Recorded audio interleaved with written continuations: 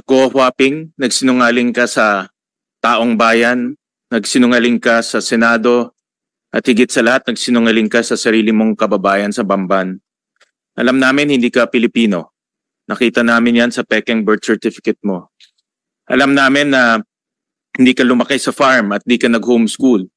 Dahil alam ko saan ka nag-aaral, sa Grace Christian High School, na parehong eskwelahan na pinuntahan ko. Alam namin na merong kang kapatid na si Wesley Guo at si Seaman Guo na itinakwil mo nung una. At alam rin namin yung connection mo sa mga pogo. Kahit na naging mayor ka, hindi mo ibinenta yung pagmamay-ari mo sa Baufulan.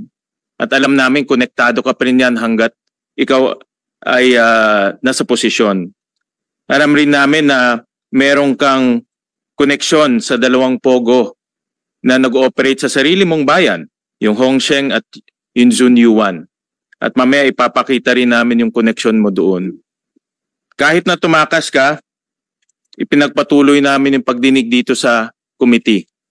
At dahil sa pagdinig na ito, maraming kaso ang na-file sa iyo. 7 kaso. Graft and corruption case ng Ombudsman, human trafficking case ng DOJ, co-warranto case ng Solgen, tax evasion case ng BIR, money laundering case ng AMLAC, pagkansela ng birth certificate mo ng Solgen, at meron ring election code offense ng COMELEC. Ito na siguro ang tingin ko isa sa pinaka malalim at malalang criminal activity na nakita natin sa buong kasaysayan natin. Sa isang tao, halos 7 kaso ang isinampas sa iyo. Humingi kami ng iyong tax returns during that time at nag-submit ka ng 2 tax returns for 2022-2023. Ito ay noong mayor ka, no? Kaya talagang automatic ang gobyerno magdededuct sa sweldo ng isang salaried civil servant. Gusto kong matanong, bago ka naging mayor, ano ang saan ka kumukuha ng income?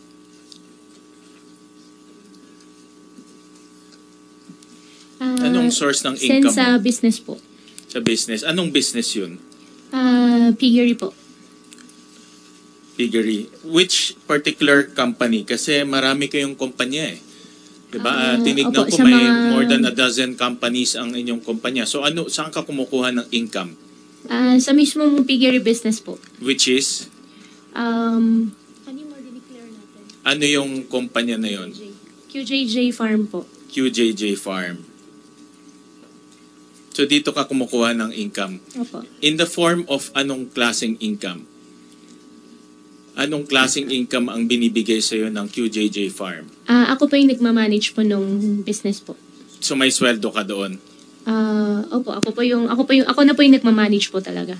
Oo nga, pag nagmamanage ka, may sweldo ka. Opo. Tama? Opo. Magkano ang sweldo mo? Hindi po sweldo na salary po. Sa akin na po yung business po. What do you mean? Linawin mo yung sagot mo, Miss Go. Kumukuha ka nagmamanage ka ng QJJ Farm? Diba? This is your family business? Meron ka bang sweldo na nakukuha sa kanya? Hindi po siya exactly sweldo po kasi parang sa akin na po siya, ganun. So, may dividendo ka ba nakukuha sa kanya? Sa business, sa business po, doon na po kumukuha ng pang expenses ko rin po. Magkano ang kinukuha mo every month? Wala po siyang more or less lang. Bigyan mo lang kami ng ballpark figure. Wala naman pong more or less po. Pagka may kailangan po. For example lang, in the last, bago ka naging mayor, the last 12 months bago ka maging mayor, magkano kinukuha mo? On the average lang. More or less lang, bigyan mo lang kami ng idea. Kasi ikaw nagmamanage yan, ikaw may-ari nun. Diba? So, kaya mong diktahan kung magkano pumupunta sa'yo, whether through income or through dividend. So, magkano nakukuha mo? Wala po ako may bigay po na exact po. Basta pag kailangan po, kumukuha po ako dun. Ano ba? 50,000, 100,000? More or less lang. Hindi ko po sure sa Pero kumukuha amount. ka doon. Opo. Okay. Nung kinukuha mo yung binabalik mo? O sa'yo na yon? Sa akin na po. Sa'yo na yon. So Opo. parang income mo na rin yun. Opo. Galing sa kumpanya. Opo. At rini-record mo yan sa libro? O kinukuha mo lang sa kahera? Kinukuha ko lang po. Kinukuha mo lang, hindi mo Opo. rini-record sa libro? Kinukuha ko lang po. Kinukuha mo lang. Okay. Dahil yung kanina pinakita nga ni Senator Joel yung SALN mo at lumalabas. Napakita ko lang muna yung financial statements ng QJJ Farm. Kasi yung QJJ Farm, nakita namin na hindi naman siya ganong kalaki ang kanyang kita. No? Pakita lang namin.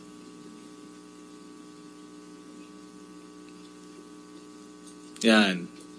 So, in 20... Yan, medyo mabagal ang internet. In 2022,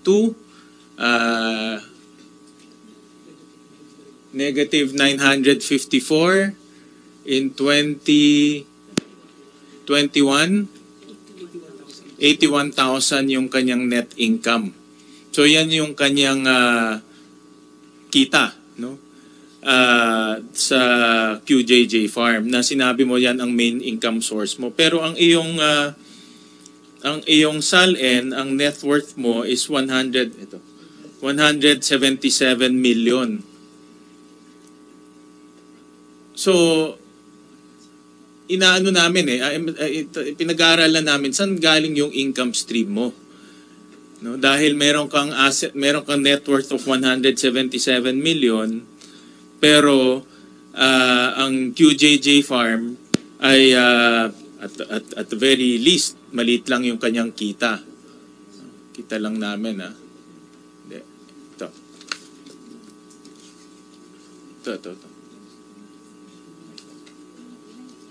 Hindi, ito. Yan. So 177 million yung net worth mo. At tinignan rin namin yung mga tax returns mo. Natuklasan based on our research, 2 beses ka lang nag-file ng tax return mo in 2011 at 2016. Yan, so nagbayad ka lang sa gobyerno ng 14,000 in 2011, in 2016, 24,000. And yet, yung net worth mo is 177 million. So, saan ba nanggagaling yung iyong income stream? Diba? Kasi kahit na sinabi mong kumukuha ka sa QJJ Farm, pero yung QJJ Farm naman at very least, at the very most nga 91,000 lang yung kita. Saan ka kumukuha ng iyong pangbili ng mga assets mo? Senwin, in due respect po, I think I have pending case po sa BIR. I invoke my right against self-incrimination. Yung pending case po mo is because of that transfer. Allegedly, nagbenta ka ng shares mo from Baufulan to Mr. Jack and Uy. AMLAC po. No. And I have pending case din po sa AMLAC. No, but this has nothing to do with AMLAC. This has nothing to do with your tax evasion case.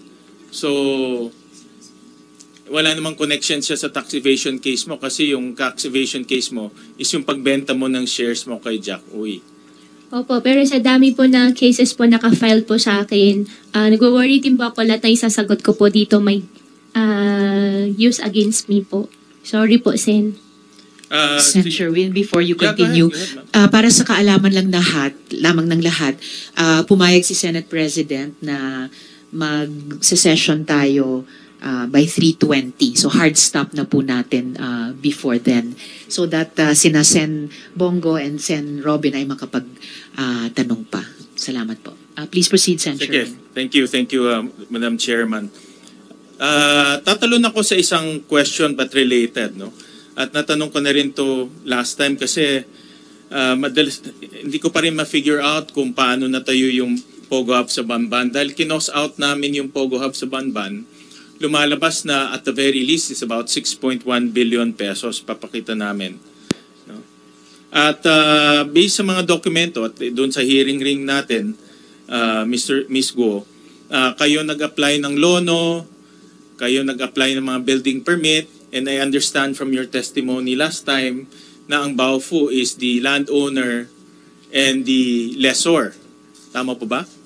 Do you confirm this again?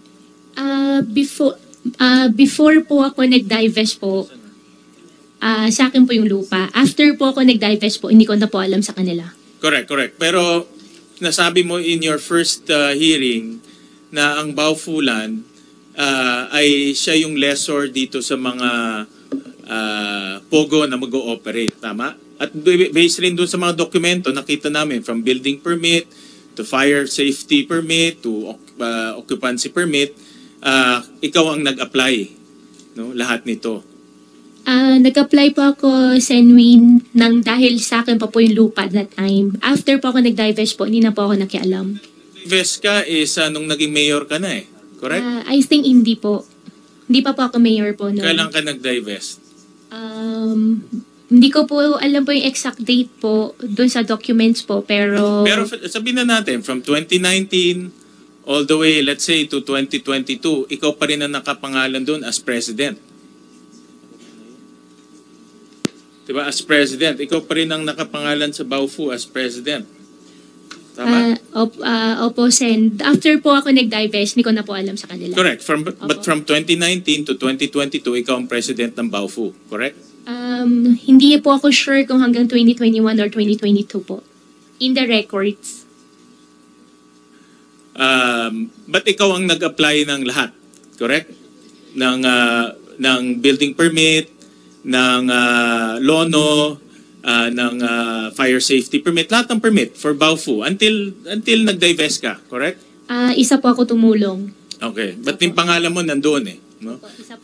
That's the record. Ngayon, ang tanong ko sa iyo is, since kayo nag-apply ng mga permit, sino yung contractor nitong corporation na ito? At sino yung mga ginamit yung mga, tinanong ko na ito, but tatanungin ko ulit, no? Para ma-recall natin lahat. Sino yung contractor? Sino yung mga nag-supply ng labor? And all that. Sino nag-supply ng labor? Sino nag-supply ng heavy equipment? Sino yung mga yun? Sen, honestly, wala po akong idea, pero pwede ko pong kunin yung details at i-provide po sa inyo. Ang alam ko po, ang contractor po is Chinese po yung contractor. Hindi po ako kausap, kaya hindi ko po alam, pero makukuha ko din naman po yung details po kung kailangan nyo po. Pwede ko po i-coordinate po. Sige, supply mo na lang dito sa committee yung mga detalye ng sino yung contract. Kaya ito, yung pinapakita ko sa slide, no? 6.1 billion yung cost nitong lupa na ito. Maraming buildings ang itinayo dyan. At hindi naman yan pwedeng parang kabuti na lang nalalabas. Diba? May nag-construct niyan. At kayo, bilang 50% owner ng Baofu, kayo nag-apply ng permit, obviously, kayo may kinalaman sa nag-construct nito. Sen, katulad po nung na-mention ko po kanina, wala po akong kinalaman, pero pwede ko pong kunin yung details, ipaprovide ko po sa inyo. Sige, mamaya, ipag-usapan natin ulit yan.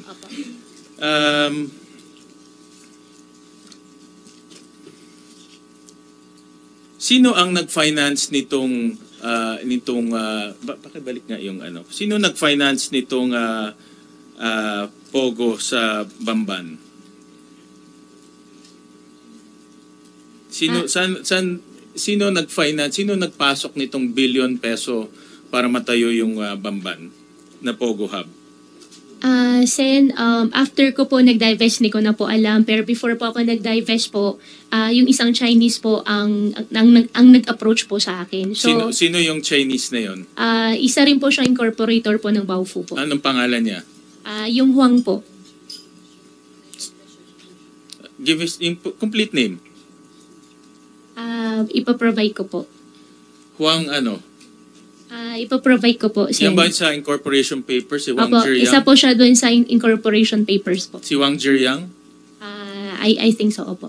I think so o hindi? Yun lang naman. Opo, siya po yung kausap. Siya po yung incorporator, opo. At siya rin ang nag-finance nito? Hindi ko po alam kung sino pa po nag-finance, basta siya lang po yung alam po namin. Pero siya ang kausap mo dito para ipatayo itong Pogo Hub sa Bamban. Initially, hindi naman po Pogo Hub ang usapan. Ang initial po, housing po. Kaya yung lupa ko po ang gagamitin. After po nag-iisip po sila ng ibang types of business na po, umalis na po ako. Paano ka, sige, babalik ako dyan ha. But sinabi mo kasi kanina na si Wang Jiryang ang nag-finance nito. Sen, hindi ko po sinabi siya po nag-finance. Ang sinabi ko po, siya po yung kausap po namin. Sino nga nag-finance? But yun ang kailangan namin malaman kung sino ang mga taong nasa likod nito eh. 'Di ba? Hindi ka nagbibigay ng sagot sa amin eh. No? Hindi naman parang may pera babagsak lang sa langit at magtatayo ng Pogo Hub sa Bamban. Meron nagbigay ng pera nito. Sino yung nagbigay ng pera? Sen, very cooperating po talaga ako. At na-mention ko rin po sa inyo kanina, kukunin ko po yung details po doon sa mga contractor. Then Yung contractor iba. Yung contractor yung binayaran mo. Wala pa akong binayaran na contractor po, Sen. Yung contractor iba yun. Mamaya papakita ko yan ha. Opo. Yung binagsakan ng pera, yung pinanggalingan ng pera, saan galing yun? Hindi ko po alam, Sen. Hindi mo talaga alam. Hindi ko po talaga alam. Okay, sige. May papakita kami. Ito. Kasi based sa mga news reports, may mga nabasa akong news reports, may mga nabasa akong based on our research at news reports sa mga sinasubmit dito sa amin na from 2018 to 2024, 1.9 billion pesos ang pumasok sa accounts mo. Papakita ko ngayon. And this is based on sa mga news reports na kita namin. Kung makikita natin, noong mga unang panahon, wala namang pumapasok sa accounts mo. Pero pumasok sa account mo between 2018 to 2024, 1.9 billion pesos, of which 666 million in cash at 1.2 billion in check. Sinabi mo, kumukuha ka ng income sa QJJ Farms. Nakita namin walang income in QJJ Farms. Tinatanong ko sa iyo kung magkano kinukuha mo doon. Ayaw mo sabihin kung magkano kinukuha mo ngayon. Pero sa aming pag-analisa, hindi kaya magbigay ng QJJ Farms ng 1.9 billion pesos sa iyo in the span of 6-7 years. Ngayon, ang tanong ko sa iyo, saan galing itong perang ito? Since may mga kaso na po final po sa akin, I invoke my right against self-incrimination. Anong kaso yung po. mga final sa iyo? Ang final po sa akin, AMLAC, final po sa akin sa BIR. I think 7 cases. Pero wala naman to connection more. sa mga kaso mo eh. Magpa-file, alam ko hindi po ako nagkakamali, may file din po sila ng tax evasion po. But the tax evasion nga is pag-transfer mo ng shares to Jack Uy. No, ito, iba naman to eh. Wala namang connection to sa tax evasion. So ang tanong ko sa iyo, saan galing itong perang to? Since may AMLAC na po na file po, I refuse to answer po. Sorry po talaga. Isa pa, kanina pinakita namin yung QJJ Farms ay maliit lang yung kita niya. Pero natuklasan din namin, again, sa mga news reports to, sa mga news reports, sa mga research namin, na between 2018 to 2024, 3 billion ang pumasok sa QJJ Farms, of which 1.2 billion in cash at 1.7 billion in check. At ito, pag i-add ko yung kaninang sinabi ko, tsaka ito, almost 5 billion na. Malapit na ito doon sa halagang ginamit sa pagpapatayo sa Bamban Pogo Hub. Pag titignan mo rin yung timing, 2017, 2018, 2019, lahat to eksakto kung kailan pinatayo yung Bamban Pogo Hub. Ang QJJ Farm, sino ang presidente? Sen, I think regarding po dyan... But who's the president ng QJJ Farm? Sino ang president? Ako po yung president. Kayo ang president ng QJJ Farm, di ba? Kanina sabi mo, you also manage and control dahil nakakakuha ka ng pera doon. Opo. Definitely, alam mo rin may pumapasok na pera doon. Sen, Regarding naman po dyan, since may nakafile na po sa akin ng case, I think sasagutin ko po siya sa korte. At regarding naman po, Sen, po, dun sa sinabi niyo po kanina sa akin na yung pera ay might be used in Pogo, check niyo rin po, wala pong Pogo related po na pera if ever po.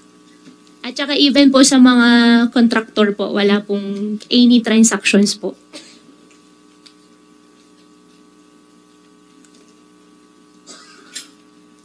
Itong pera na ito, never to pumunta sa mga contractor, sa mga Pogo, never yan pumunta? Sen, wala po akong business na Pogo. Kaya wala rin po ako Hindi ba pinagawa ito po na pumunta, Pogo. itong perang to, hindi ito pumunta sa pagpapatayo ng Pogo sa Bamban? Wala po Kasi akong yung timing, perfect timing, yung pagpasok, balikan natin yung kanina. Opo, Sen. Check niyo naman Yung po. pagpasok ng pera, eksakto 2018, 2019. Sa farm, ganun rin, 2018, 2019. Yan ang eksaktong pinatayo yung Pogo Hub sa Bamban. Kung hindi po ako nagkakamali, nag-umpisa po yung Pogo Hub po sa Bamban po year 2019 kasi Yes, pandemic year. Correct. Yeah, Pero wala po akong Pogo business po at wala rin po akong pinatayo. Okay. Check nyo naman din po niyan, Sen. Okay. Opo. Sorry po talaga. Sabi mo kanina na hindi ka konektado doon sa mga contractors or sino nagpatayo ng Pogo Hub sa Bamban. Pero tinignan din namin yung accounts ng Baufulan, no? Of which ikaw ang presidente, tama? Ng Baufulan? Hindi po. Wala po akong pinirmahan na any bank Hindi. documents po Oo ng nga, but Baufu. ikaw ang presidente ng Baufulan, tama? Before po ako nag-divest po. Correct. Nung lupa pa lang po siya. Oo. Hindi, dinivest mo siya is 2000, before election, 2022. Based sa mga records, 2022. So, from 2019, nung nag-incorporate in Baufu, until 2022, ikaw pa rin yung presidente and you own 50%. Ngayon, nakita namin sa mga accounts na ang Baufu may binayaran na isang Howley Builders Construction, of which nakita namin yung ID at ibinigay sa amin rin ito ng mga nag-grade sa Bamban. At meron rin kaming nakita Max Gear Construction Supply, no, na binayaran nitong Baufulan. Chinek ko sa internet, itong Max Gear is a equipment supplier. Wala po akong idea. Equipment supplier siya. So, dito makikita natin na ang Baufu nagbayad sa contractor na Howley, nagbayad rin sa equipment supplier na Max Gear, of which ang Baufu, ikaw ang presidente at 50% owner. Pero, ang pera nanggaling sa QJJ Farm. Kung makikita nyo, QJJ Farm credit the account of Baufu. So, ang ibig sabihin nito, ang perang pumasok sa QJJ Farm, yung kaninang pinakita namin 3 billion, pumunta dito sa Baufu at binayaran ni mga contractor. Ito yung matagal na namin ni Sen. Risa hinahanap because honestly na dead end kami dito, but based on our research ngayon natitrace na namin saan nanggaling ang pera, sino yung mga contractor, at definitely yung pera bumagsak sa kumpanya nyo, QJJ Farm, at bumagsak sa personal account mo as Alice Guo. Sen, hindi ko po siya masasagot kasi wala po akong matandaan. Ido-double check ko po pero wala po akong maalala na may ganun transaction po. Paano hindi mo maalala? You're the president in 2020. Nag-divest ka lang dyan before you became a mayor noong 2022. Opo, Sen. Pero dun sa account po ni Baufu, never po ako naging signatory. At never po ako sumali po sa pag-open po ng account ng Baufu. Imposible naman yun kung ikaw ang presidente, hindi mo alam kung saan pumupunta yung pera. Pero definitely, alam natin na galing sa QJJ Farm yung pera. Ang pagkakatandaan ko po, wala po ako naalala na may pera po na galing sa QJJ. Ito-double check ko rin po. Yan naman yung standard na sagot mo, no? Wala kang maalala, i-check ko sa records ko. So, but itong records na ito, official to. Itong records na ito, hindi naman magsisinungaling dahil ibinigay ito sa committee at tinagpi lang namin to para makita namin yung totoong larawan. Dahil yan importante sa amin, malaman namin kung saan nanggagaling yung pera.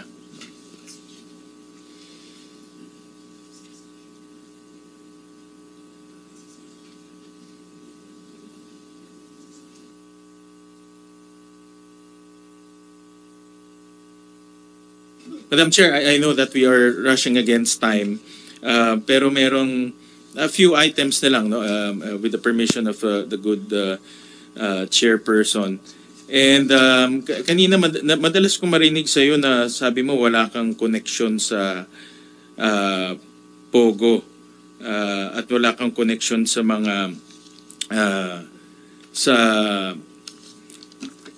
doon sa operation ng Pogo sa Bamban. Pero meron din kaming nakitang mga dokumento na nagbabayad sa Tarelco. No? And itong mga dokumento ito nakapangalan sa iyo. No? And in 2022, kita lang namin in 2022, yan. Mayor ka na nito noong 2022. December 29, 2022, nagbayad ka ng 28 million in cash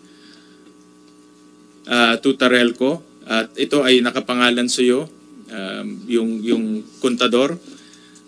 In September 11, 2022, nagbayad ka rin ng 5.4 million in check. In 2023,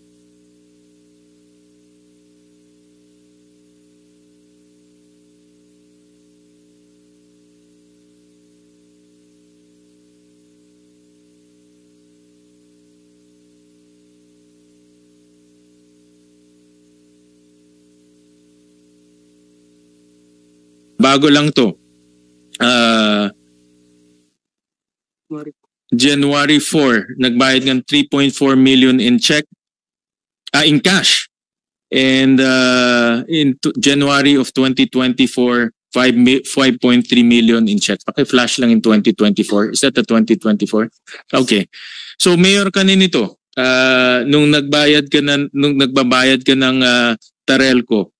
At sinabi mo kanina wala kang connection sa Pogo, pero pag walang kuryente, walang Pogo. No, ganun kasimple lang 'yon. 'Di ba? Kung hindi mo yung binayaran ng kuryente, walang Pogo, walang mare-raid, walang human trafficking, walang torture, wala. Pero tuloy-tuloy ka nagbayad. Even nung mayor ka, nagbayad ka. Even this year, nagbayad ka. So alam mo na may nangyayari dyan. At we can also prove na yung amounts na binabayaran mo is equivalent to the size, yung laki ng Pogo Hub doon, no? Pero ito makikita natin mayor ka na nung nagbabayad ka. Kaya hindi lang to, narinig ko, sinabi mo last time nakapangalan lang sa iyo. Hindi nakapangalan to sa iyo. Gumawa ka ng cheque, binayaran mo, nag-withdraw ka ng 28 million, binayaran mo. So hindi lang to simpleng nakapangalan at nagkaligtaan lang na i-transfer sa iba. Nasa pangalan mo pa rin itong kuryente ito. So in other words, active participant ka dito sa Pogo Hub in Bamban. Sen, dahil po may nakafile po sa DOJ na human trafficking po, I refuse to answer the question po. Sorry po. Hindi mo sasagutin, but again, no, yung ebidensya malakas na malakas, yung dokumento malakas na malakas. Kahit hindi ka magsalita, it will speak for itself, sabi ng ating chairperson. Dahil madalas kong maririnig sa iyo, hindi ka active participant dyan. And lastly, Madam Chair, kaya pa ba ng... One last question, because Sen Bongo is also going to question. Yes, one last point, Mr. Chair, because it's connected to this. You know, nakita rin namin sa aming mga research at doon sa mga dokumento, dahil alam nyo, actually itong mga dokumento sa likod, Ms. Go, ito yung mga dokumentong pinapadala dito at binabasa namin lahat yan at tinatagpi-tagpi namin. Kaya hindi simpleng trabaho po yung ginagawa namin at ng komite. At nakita rin namin na ginamit mo rin yung mga kumpanya ninyo para bayaran diretsyo yung kuryente ng Pogo Hub sa Bamban gamit ang inyong mga korporasyon. So papakita namin dito, for example, in 2020, ang QJJ Farm nagbayad ng kuryente in different dates, diretso sa Terelco. In 2021, 2022, ang QJJ Farm rin nagbayad in those amounts rin, iba-iba, no? May 1.3 million, 5 million, diretso to Terelco.